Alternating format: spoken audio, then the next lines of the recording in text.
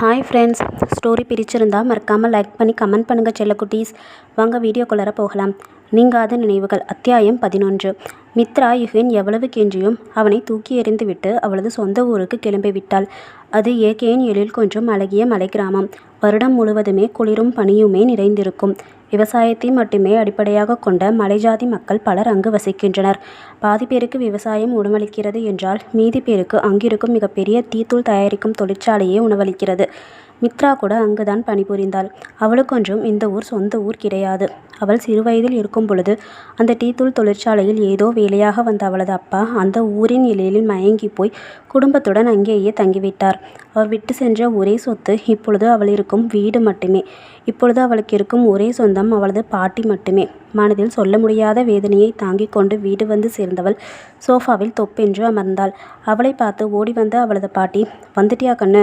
வரதா ஒரு ஃபோன் கூட பண்ணல, திடீர்னு வந்து நிற்கிற" என்று கேட்டார். "இல்லை பாட்டி, போன வேலை முடிஞ்சிருச்சு, அதான் வந்துட்டேன்." "சரிம்மா, அர்ஜுன் தம்பியை பற்றி ஏதாச்சும் தகவல் கிடைச்சதா?" யுகேனை மீண்டும் அவள் சந்தித்தது பற்றி அவருக்கு எதுவும் தெரியாது மறைத்து வைத்திருந்தாள். "எந்த தகவலும் கிடைக்கல பாட்டி" என்று அவரிடம் பொய்யுரைத்தாள். "சரிம்மா, நீ போய் குளிச்சுட்டு வா, உனக்கு சாப்பிட ஏதாவது ரெடி பண்ணுறேன்" என்று அவர் சொல்ல அவளது அறைக்கு சென்றவள் மனதில் இருக்கும் வேதனைகள் எல்லாம் கரையும் அளவு அழத் தொடங்கினாள். எவ்வளவு அழுதாலும் கொஞ்சமும் குறையாத துக்கத்துடன் ஒரு கட்டத்திற்கு மேல் கண்ணீர் கூட வரமறுத்து நின்றுவிட்டது. அவளது பாட்டிக்குத்தான் அவளை பார்த்து மிகுந்த வருத்தம் ஏற்பட்டது. ஒரு வருடம் முன்பு வரை புத்தம் புதிய மலராய் பட்டாம்பூச்சியாய் சிறகடித்து கொண்டிருந்தவள் இப்பொழுது சிறகெல்லாம் ஒடிந்து போய் வாடிய கொடியாய் இருப்பதை அவரால் தாங்கவே முடியவில்லை.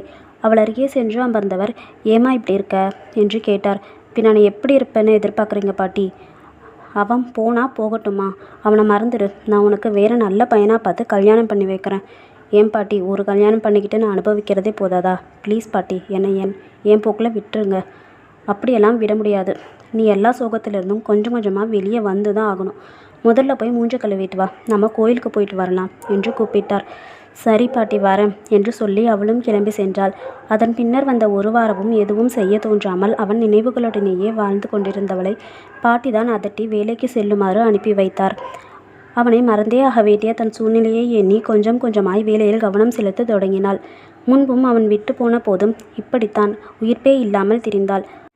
அதே பழகிவிட்டதாலோ என்னமோ இந்த முறை அவனின் நினைவின் ரணங்களை இனிமையான பொக்கிஷங்களாக மாற்ற முயற்சித்து அதில் வெற்றியும் கண்டாள். நாட்கள் நகர அவர்களுக்கு கோர்ட் விவாகரத்து கொடுக்கும் நாளும் வந்தது.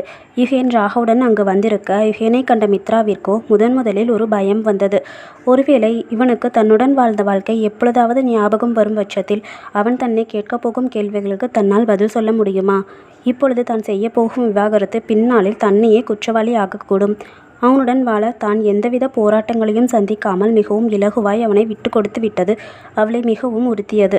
அன்றுதான் முதலில் அவனுக்கு அவனுடைய வாழ்நாள் முழுமையும் தன் ஞாபகம் திரும்பியே வரக்கூடாது என்று கடவுளிடம் வேண்டிக் கொண்டாள். அவன் நிலைக்கேற்ற ஒரு பெண்ணை திருமணம் செய்து கொண்டு அவன் நன்றாக இருக்க வேண்டும் என்று நினைத்தாள். அவள் யோசனையில் நின்று கொண்டிருக்க அவள் அருகில் வந்த ராகு, "மித்ரா, இப்போ கூட ஒன்றும் கெட்டு போயிடல. நீ உன்னோட முடிவை கொஞ்சம் கன்சிடர் பண்ணுமா? யுகேன் உனக்கு டிவர்ஸ் கொடுக்க இஷ்டப்படலை" என்று சொன்னான். மித்ராவோ யுகேனை நேராக நோக்கி, "என்னங்க உங்களுக்கு பிரச்சனை? எதுக்கு டிவர்ஸ் வேணான்னு சொல்கிறீங்க?" என்று கேட்டாள். "Because I love you. நீ எனக்கு வேணும்." "என்ன, நான் வேணுமா? நீங்கள் லவ் பண்ணுற அளவுக்கு என்கிட்ட என்ன இருக்குது? உங்கள் அளவுக்கு என்கிட்ட பணமோ அந்தஸ்தோ இல்லை படிப்போ வேலையோ எதுவுமே கிடையாது. உங்களுக்கும் எனக்கும் ஏணி இல்லை, எது வச்சாலுமே எட்டாது. இப்போ நீங்கள் நினச்சாலும் உங்களுக்காக 100 பொண்ணுங்க வந்து க்யூவில் நிற்பாங்க. அவங்கள உங்கள் தகுதிக்கு ஏற்ற பொண்ணாக பார்த்து லவ் பண்ணிக்கோங்க." "ஓ சாரி, உங்களுக்கு தான் ஆல்ரெடி ஆள் இருக்குல்ல. அந்த அபிநயா கிட்டவாச்சும் உண்மையாக இருங்க. என்ன லவ் பண்ணுறேன்னு சொல்லி அவளுக்கு துரோகம் பண்ணாதீங்க" என்று அவள் சொல்லி கொண்டிருக்கும் பொழுதே கோர்ட்டினுள் அவர்களை அழைக்க உள்ளே சென்றனர். இருவரும் மனமொத்து பிரிவதால் எவ்வித விவாதங்களும் இன்றி விவாகரத்து உடனே கிடைத்துவிட்டது.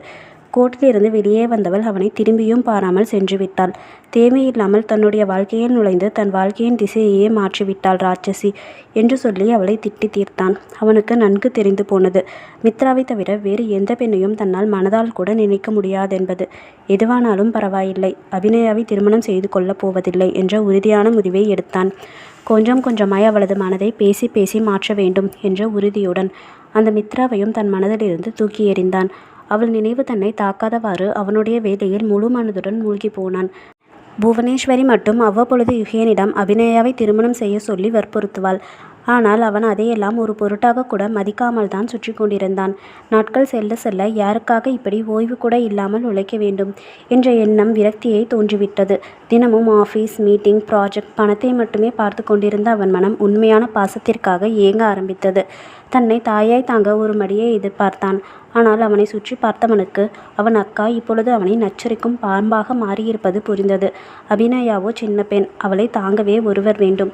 வாழ்க்கையை சலிப்பாக போக சாப்பிடுவதும் குறைந்து போனது. பழைய சுறுசுறுப்பை தொலைத்தவனும் தன் மனம் எதை தேடுகிறது என்று தெரியாமல் குழம்பி போனான். அந்த நிலைமையில்தான் ஒரு நாள் அபிநயாவின் பிறந்த நாள் வந்தது. அன்று யுகேன் ஆஃபீஸில் இருக்கும் பொழுது அபிநயா ஃபோன் செய்தாள். மாமா, ஈவினிங் மூவிக்கு போகலாமா, வரீங்களா? என் ஃப்ரெண்ட்ஸ் எல்லாம் வராங்க. இல்லைம்மா, எனக்கு வேலை இருக்குது. ப்ளீஸ் மாமா, எனக்கு இன்றைக்கி பர்த்டே தானே, எனக்காக வாங்க மாமா ப்ளீஸ் என்று கெஞ்சவும் வருவதாய் ஒத்துக்கொண்டான்.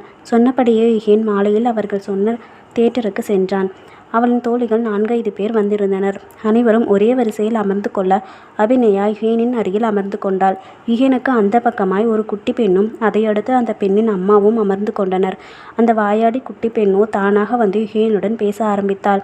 ஹாய் அங்கிள், உங்கள் பேர் என்ன என்று அந்த பெண் கேட்க, என் பேர் யுகேன், பேபி பேர் என்ன என்று கேட்டான். என் பேர் ரியா அங்கிள்.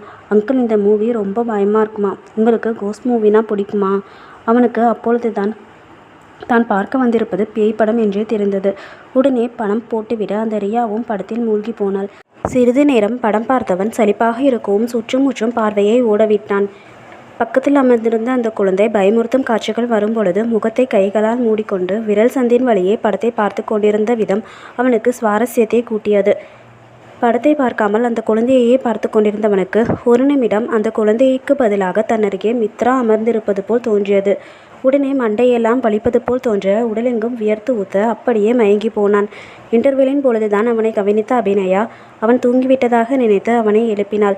என்ன மாமா, தூங்கிட்டீங்களா என்று கேட்டவளிடம், ஆமாம், நான் கிளம்புறேன் என்று சொல்லிவிட்டு அவள் பதிலை கூட எதிர்பாராமல் கிளம்பிவிட்டான். புத்தம் புதியாய் அவனுள் பல நினைவுகள். அனைத்திலும் மித்ரா மட்டுமே தெரிந்தாள். யாரை நினைவில்லை என்று சொன்னானோ அவளுடன் உயிர் கலந்து தான் வாழ்ந்த காதல் சகாப்தம் கண்முன் விரிய ஆரம்பித்தது. இல்லை, முதலில் வீடு செல்ல வேண்டும் என்று நினைத்தே காரு செலுத்தியவன் தன் படுக்கையில் வந்து விழுந்தான். கண்மூடி யோசித்தவனுக்கு எந்த ஒரு கஷ்டமும் தராமல் அனைத்து நினைவுகளும் படமாக ஓடத் தொடங்கியது. ஓகே ஃப்ரெண்ட்ஸ், ஸ்டோரி எப்படி போகுதுன்னு கமெண்ட்டில் சொல்லுங்கள். லைக் பண்ணி சப்ஸ்கிரைப் பண்ணுங்கள் செல்லக்குட்டீஸ். பாய்.